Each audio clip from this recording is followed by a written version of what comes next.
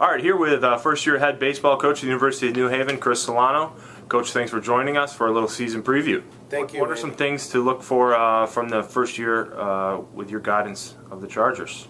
I think we'll be competitive throughout the year in the region and in the conference. I do think there is quite a bit of talent that was here that we inherited, and we plan on, like I said, being competitive from start to finish. Coach, you spent your previous 8 seasons, I believe, at Dowling College as the head coach there. Used wood bats there in the ECC. How do you think your transition into the Northeast 10?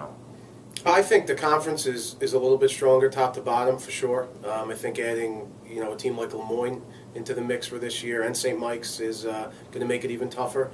But playing the wood bat game and being used to it is definitely a good thing for me, because the transition would have been a little bit more different if it was aluminum to wood.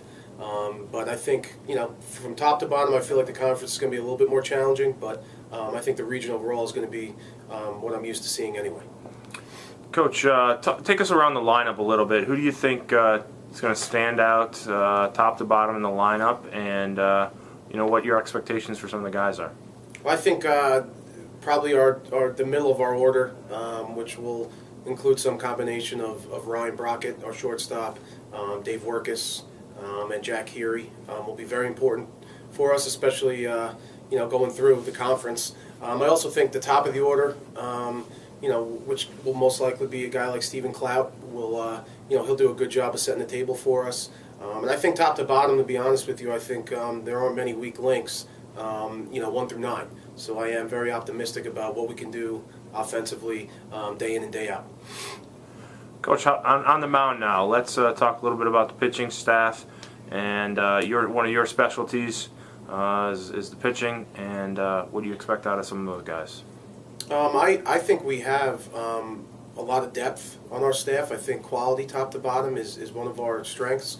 I know we lost a lot of innings to graduation from last year, but I do feel like we have a number of guys we could run out at any time, between our 5 starters and the other 6 guys. I think roles will kind of establish themselves as we go, but top to bottom, I think 1 through 11 we're pretty solid, which is definitely a comfort. Coach, you have a handful of returners, kind of all over the field, both on the staff and in the field. What did you add in the off season with some of the freshmen and a transfer to the team that you think will benefit you this spring? I think the incoming class was very strong. I think there was some pitching help there. I think also there's a chance to have some impact infielder outfielder combination. I also feel like that we have a couple guys that could play multiple positions, which I think is big for us. But overall, I think the incoming class, or the freshman class, I should say, and our one transfer will definitely help us.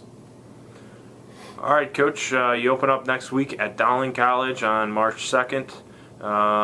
A little bit of an irony for you headed back to your previous school. What do you expect out of the Golden Lions? Obviously I know their roster pretty well.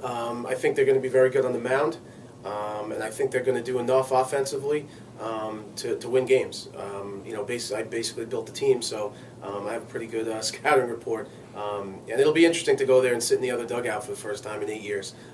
But I do think they're going to be very tough, and I expect them to be in it till the end at the conference level and regionally.